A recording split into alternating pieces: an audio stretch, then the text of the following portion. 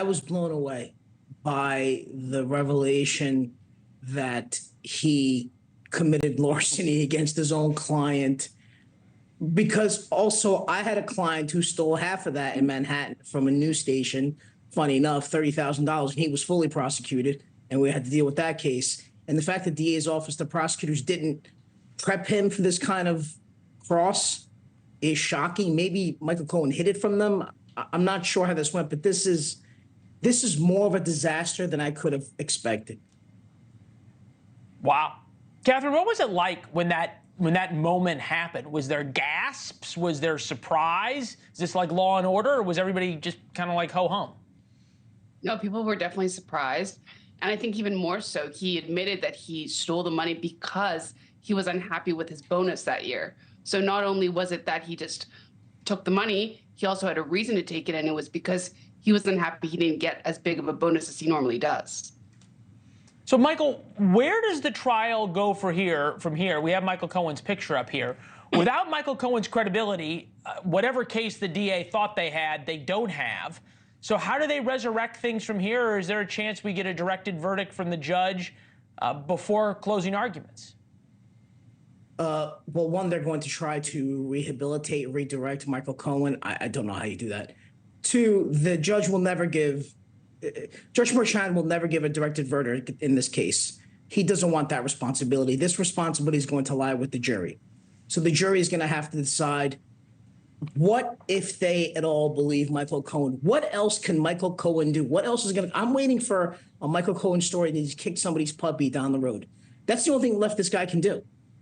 I've never seen such a damaged witness in 26 years of practice now, and 6 as a prosecutor. Wow. Katherine, Michael just mentioned the jury, so it all comes down to the jury, right? 12 men and women. Juror number 1, married without kids, works in sales. We've got a couple of lawyers. We've got some who get their news from TikTok, some from Fox News, some from MSNBC, on and on and on. You've been watching the jury for the whole trial. What's been their reactions to some of these moments, particularly to Michael Cohen today? I think they're very attentive. It's kind of shocking to see that sometimes they're more engaged than some of the other people sitting in the courtroom. They don't seem to bore, even though some of the testimony can be a little bit dry. And so it'll be interesting to see where they come out on the other end of this. All right, so, Michael, I think it's pretty clear where you stand, which is that the prosecution has not met the burden of proof beyond a reasonable doubt that Donald Trump engaged in the fraud that he's been charged with of falsifying business records. What if we're going to give the prosecution the most generous of readings here? What have they proven? That Donald Trump had sex with a woman, and then she received $130,000 from the Trump organization. That's it. Those are the facts. They've proven that to me, right? I believe Stormy Daniels, and you don't give somebody $130,000 for not having sex with you. So fine, they've proven that. It is not a crime to have sex or to simply give somebody money. So I don't know how it's going to. Remember, Leland, we always talk about this. Defense needs one juror, just one.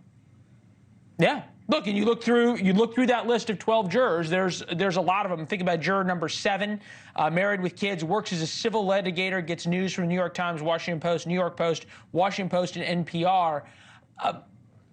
Michael, the people on the jury, the other jurors are going to look to the lawyers on the jury. We know that.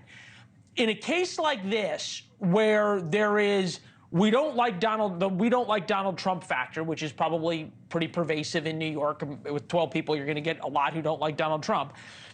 Does it work in Donald Trump's favor that he has 2 lawyers who at least are supposed to say, hey, it doesn't matter whether we like Donald Trump or not, we've got to follow what the jury instructions say? I think so. I said from the beginning, who I want in this case are smart jurors and people that are able to think critically. And we also don't know if these lawyers if these lawyers join forces, they're going to be very powerful if they're going one way or another.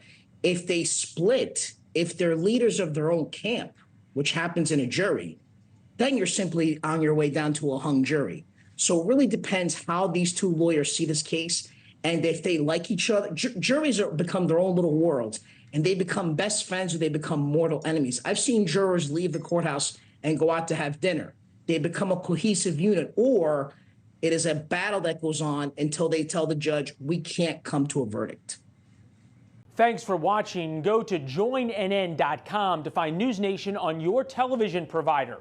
And don't forget to click the red subscribe button below to get more of NewsNation's fact-driven, unbiased coverage.